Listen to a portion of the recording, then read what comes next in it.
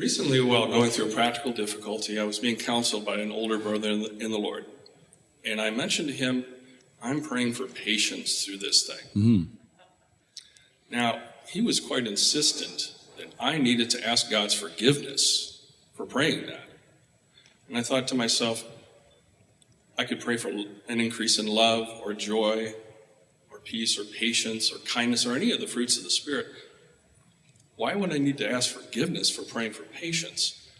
I've always kind of regarded that as kind of an evangelical joke. You know, people say like, well, pray for patience, you know, this sort of thing. Yeah, it seems to me that he should, What would be your thoughts on yeah, he should pray for patience for being irritated at the fact that you were praying for patience. I mean, that's how I would handle that. I mean, what?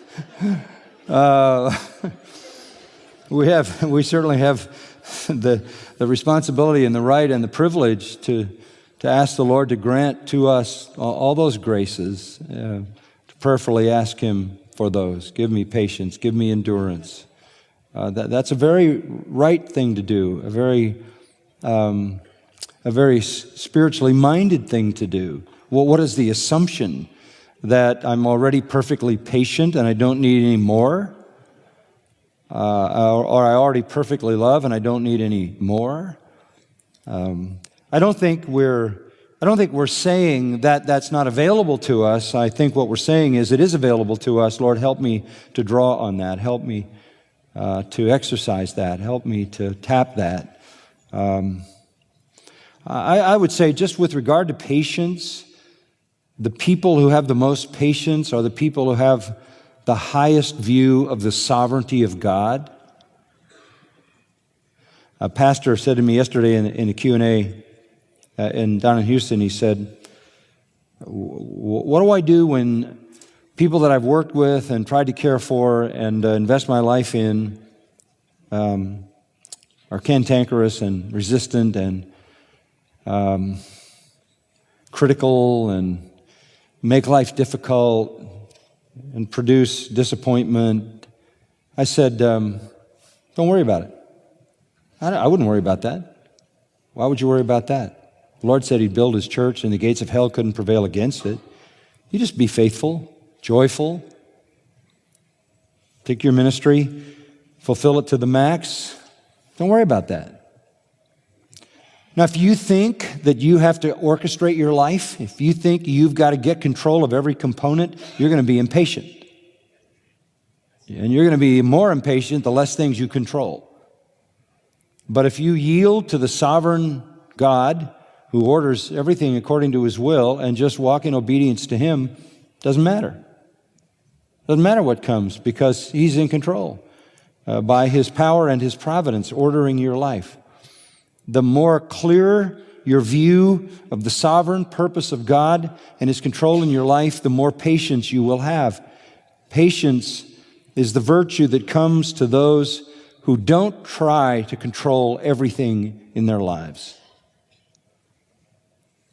It's very hard, from a personal standpoint, it's very hard to get me perturbed about anything. I get perturbed about liars and deceivers and false teachers, and I have a certain indignation about that I think is the right kind of indignation, but it's very hard to get me perturbed about the way things are going or the issues surrounding me or the disappointments or the difficulties because I have such an absolute confidence in the divine purpose and power and providence of God. And the more I know the truth of that, the more patient I am to see God unfold His plan. Even in the midst of the most difficult things, the most trying things, there's joy, and there's gratitude, and there's confidence, and there's assurance, and there's an underlying happiness that God is in control. I wouldn't want to try to live life as an Arminian, let's say, someone who didn't believe in the sovereignty of God, believed everything was just kind of happening at random and God was having to figure it out just like we are and hoping He could make something out of the mess. I don't think I could live that way. That's why the most comforting and assuring and patience-inducing doctrine of all doctrines is the doctrine of God's sovereignty, that He orders everything according to His will. It's Romans 8:28, isn't it? I mean, what are you impatient about? What's to be impatient about? Just do what you do and do it faithfully and do it to the glory of God. Let Him sort out the end result for His glory and your good. Okay? Thank you. Mm-hmm.